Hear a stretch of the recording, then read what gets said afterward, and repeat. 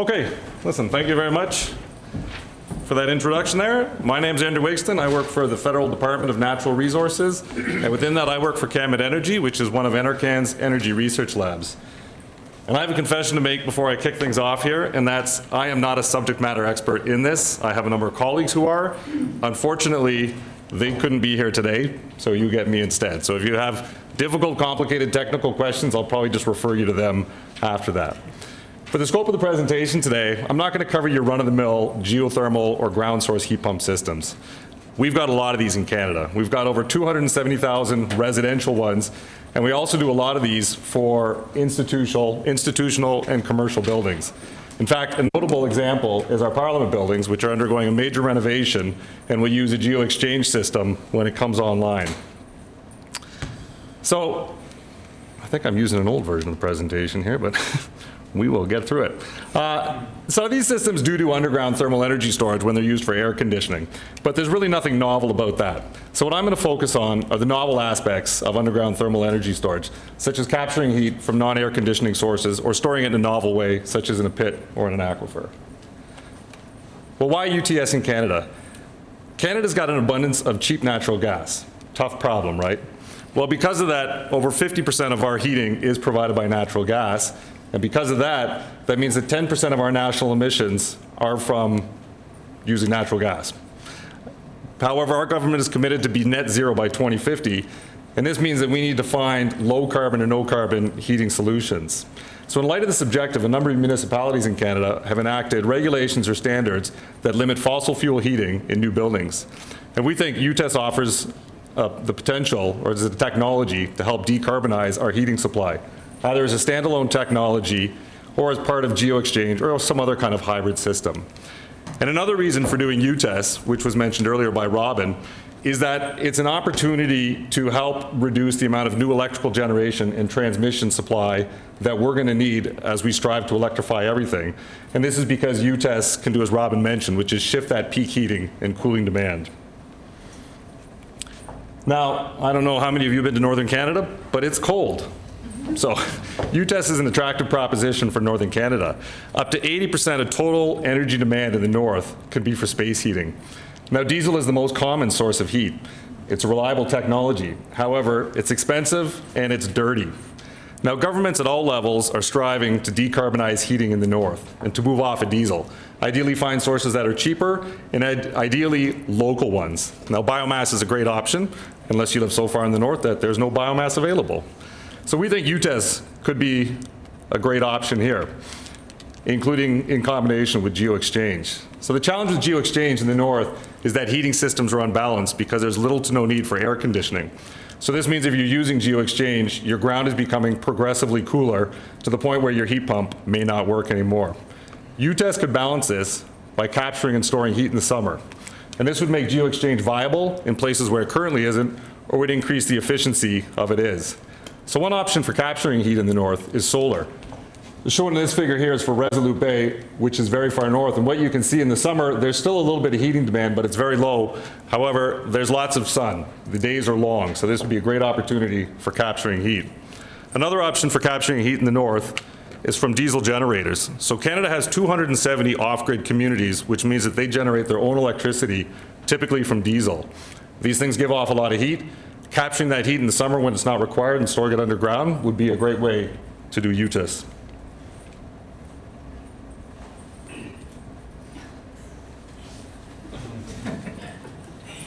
Let's try on here.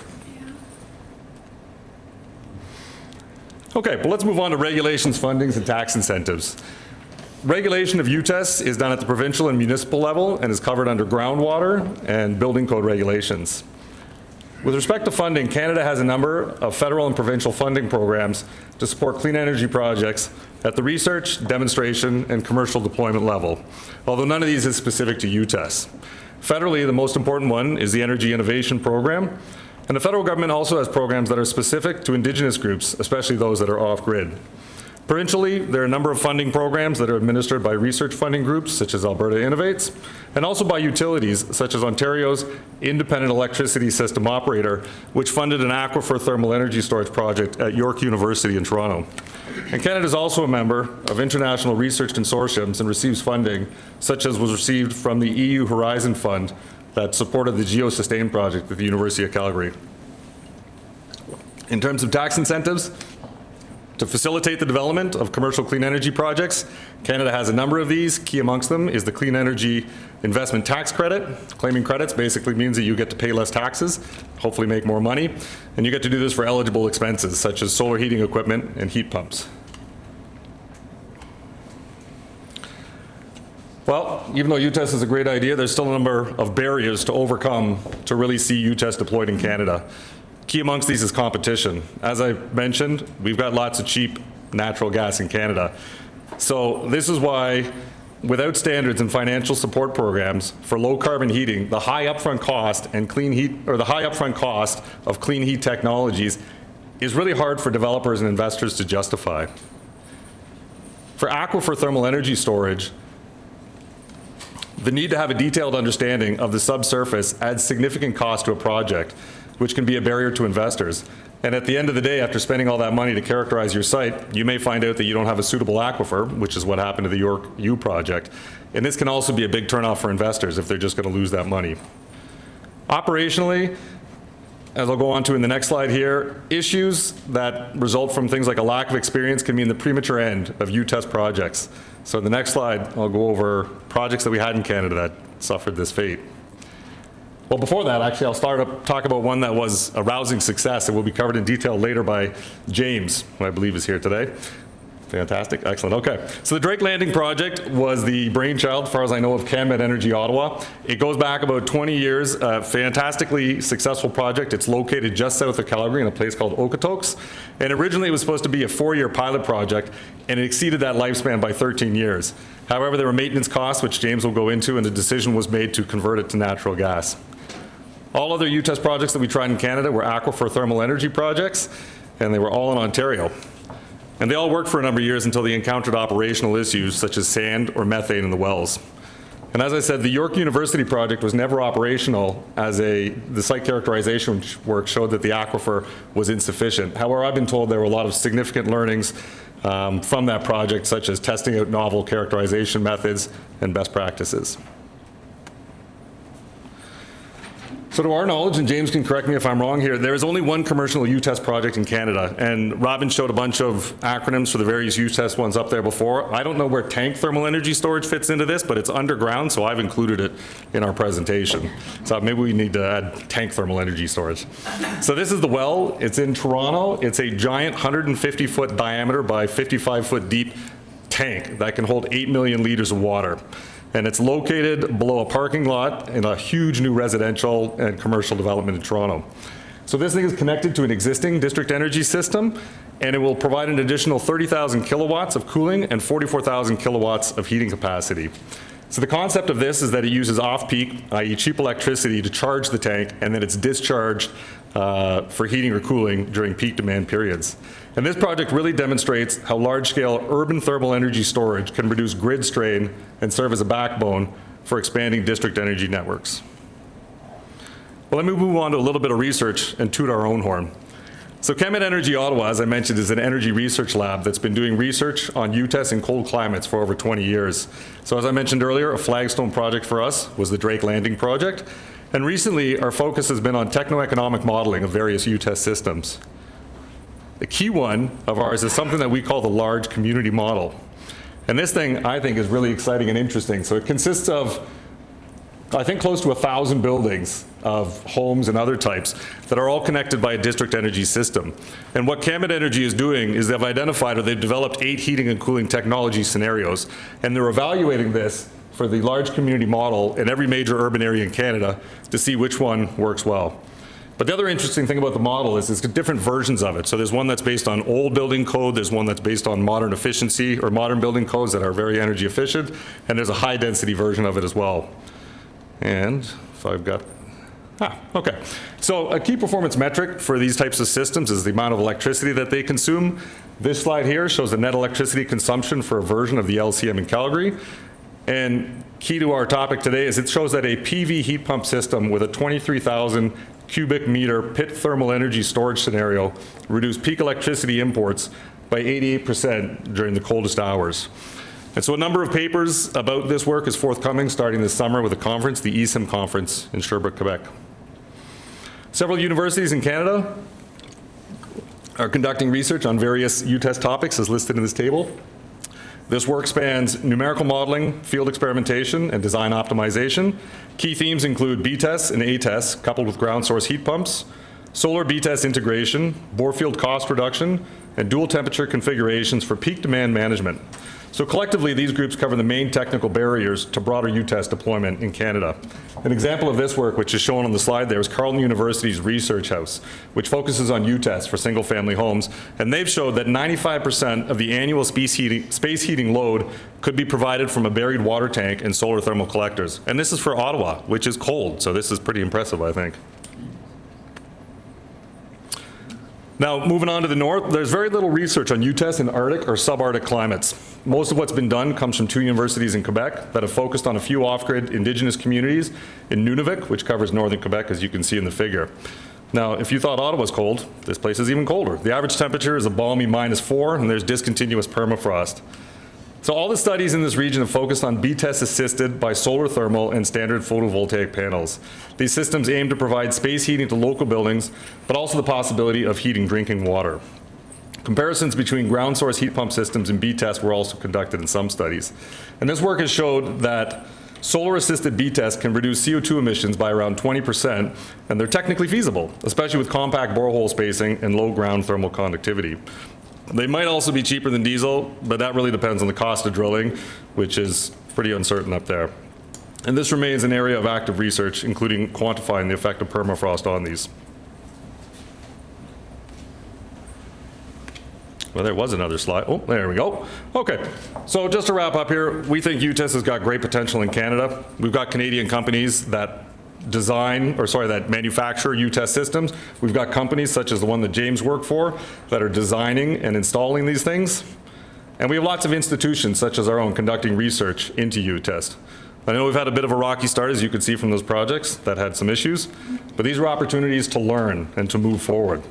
Now, we think that there's a couple of things that we should do to really advance UTES, and I think Robin brought up a number of great ones. And I think the first one is to figure out what heating sources and combinations of these, including UTES, will provide reliable, cheap, clean heat, and which was mentioned, will minimize the amount of new electricity generation and transmission upgrades. And this has been a frequent theme that has come up over the past couple of days of these IEA meetings, is that we need to look at these systems as a whole and figure out which version or which combination of these is going to be the best. It will depend on the area. We need to ensure that we've got a trained and skilled workforce to install, operate, and repair UTES systems. We need to continue research on novel UTES systems, and especially to construct pilot projects to really provide the confidence to developers and governments that these things actually work. And lastly, funding. So as I noted earlier, we've got a number of funding programs and tax incentives to encourage clean energy projects. Perhaps we need some that are specific to UTES. And one potential pathway for large UTES projects might be the Major Projects Office, which is something that our government just recently developed to fast-track nationally important infrastructure projects. And I can't think of anything that's more important than staying warm in the winter. So perhaps a large-scale UTS project might fit into that. And James, maybe you want to pitch them on that. So anyways, that wraps up my presentation. Thank you very much. And hopefully I've left no time for questions. I'm sorry you do. Oh, Jared. Any Okay. questions? Just softballs. James will answer. Yes?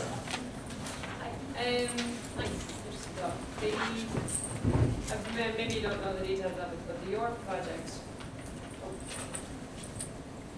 The York project, York University project, on the list there, it also mentioned that there was an issue with the unbalanced load, the cooling load. Do you know why? I think if that was there, if that was listed for York, that wasn't the issue with that one. That one, I think the issue with York was the aquifer just wasn't sufficient. The unbalanced load is really a northern thing where they don't need air conditioning. But I don't know, James, do you have any experience with that York one? No, that was the York one. Okay. All right. Any other questions? Yep, sir. Thank you for your presentation. Thank you for your presentation. From the previous that was about European development for UTS, it was it was kind of proven to me that they are in high level of readiness, but in Canada, it's not. And from the list of not successful or partially successful UTS in Canada, I was familiar with the first one, that the borehole thermal storage. And also you mentioned that we have that kind of natural gas sources that we don't go for the kind of such like a UTS project. So my question is that do Canada or does Canada provide funding for further study and development for example, for a province like Saskatchewan, even we didn't see much successful kind of a project in other provinces? So there's a number of funding programs that are available. I don't have any stats on me on how many people have applied for funding for UTES projects that haven't been selected. It'd be interesting to know. Why it's not more developed in Canada, I think it's probably lack of awareness, and James, I think, will be able to speak about this. And I think it's, retrofitting existing heating systems is difficult and costly. I think there's great opportunity for new builds, and I think a big part of it is just proving that these things, well, I guess the proof that these things work, I think, is out there, but I think probably a lot of it is education and awareness as well, and economics. Tariff structure is a big challenge. So you got multiple tariff structures across the country, and Alberta has probably the toughest. So our Drake landing in Alberta was heating only, cheap natural gas, go ahead, make it work. Yeah. Why don't you pick the toughest thing you could do? Yeah. If you can make it here, you can make it anywhere. Great, thank you. All right, thank you.